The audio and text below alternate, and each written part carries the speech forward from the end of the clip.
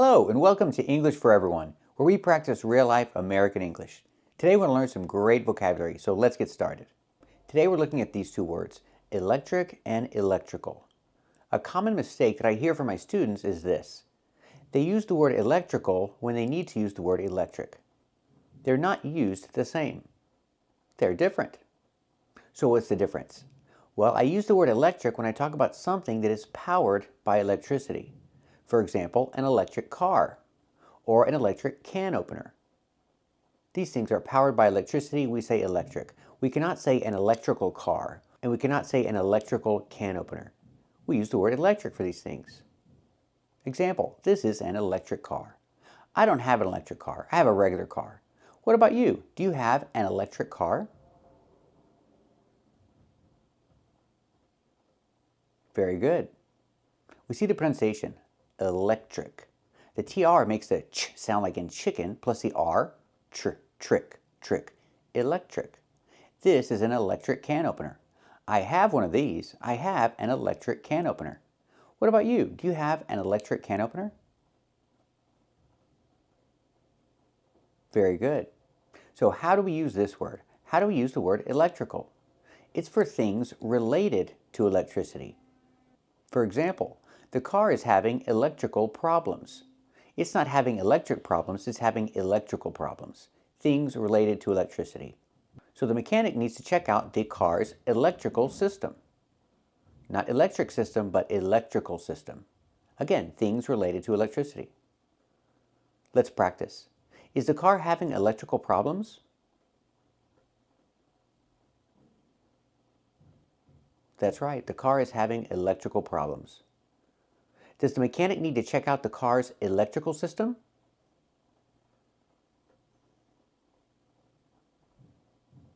That's right, the mechanic needs to check out the car's electrical system. So let's test our knowledge.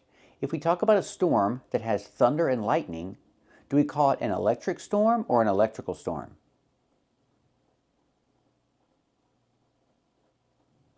That's right, we call it an electrical storm. It's something related to electricity. Not something powered by electricity, but related to electricity. So it's called an electrical storm or a thunderstorm. Both are correct. And this is a razor.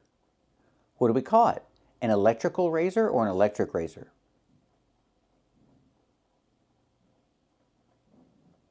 That's right, we call it an electric razor because it's powered by electricity. Very good. So we see these two confusing words, electric and electrical. Remember the difference. We use the adjective electric to describe something that is powered by electricity. And we use the adjective electrical to describe something related to electricity. And keep watching to practice more with confusing words like these. Today we're talking about the verbs skin, scrape, and scratch, and the phrasal verb scratch up. So let's take a closer look. First, let's talk about the verbs skin and scrape. We can use both of them to describe this. He fell down and he skinned his knee. Or I can say he fell down and scraped his knee. I think skin is more common. I know what you're thinking. Skin, that's a noun. This is my skin. But it's also a verb, talking about this. If you fall down and scrape your knee, you can say you fell down and skinned your knee. Skin in the present, in the past, skinned. Scrape in the present, in the past, scraped. Example, he's crying because he fell down and skinned his knee. Or I can say, he's crying because he fell down and scraped his knee. Let's practice. Why is he crying? Did he fall down and skin his knee?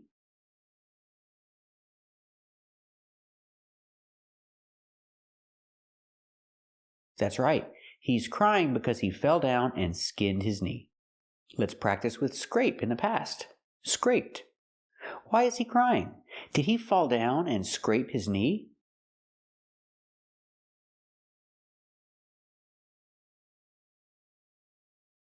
That's right. He's crying because he fell down and scraped his knee. Now let's talk more about the verb scrape. This is a scraper, and she's scraping the wall with a scraper. Let's practice.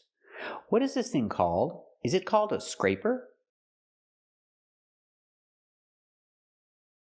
That's right, it's called a scraper. And what is she doing? Is she scraping the wall with a scraper?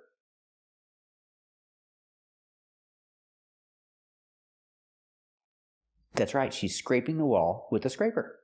Now let's talk about how the verb scratch is different. She is scratching her arm. You see the lines on her arm? That's scratching. She's scratching her arm because it itches. Remember the verb itch. I itch and you itch, but it itches. Her arm itches. That's why she's scratching it. She's scratching her arm because it itches. When I link the sounds and say it together, it itches, it itches. You hear the T in it pronounced as a fast D. It itches. She's scratching her arm because it itches. Let's practice. Why is she scratching her arm?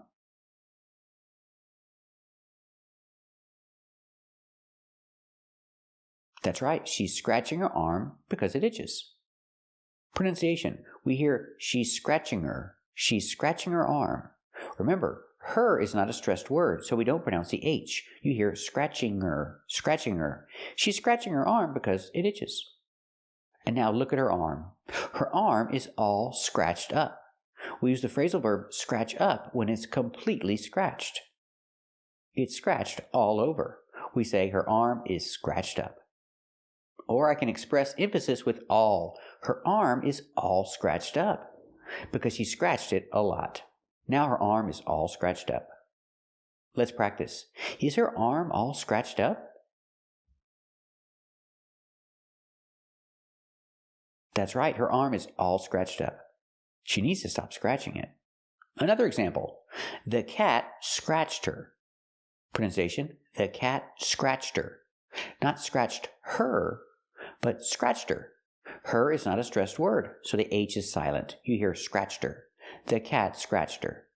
Or I can express the same idea in passive voice. She was scratched by the cat. She was scratched by the cat. Or I can say the cat scratched her. Let's practice. Did the cat scratch her? That's right, the cat scratched her. Was she scratched by the cat? That's right, she was scratched by the cat. Now let's talk about these tall buildings. What do we call these tall buildings? Do we call them sky scratchers or skyscrapers? We call them skyscrapers, not sky scratchers.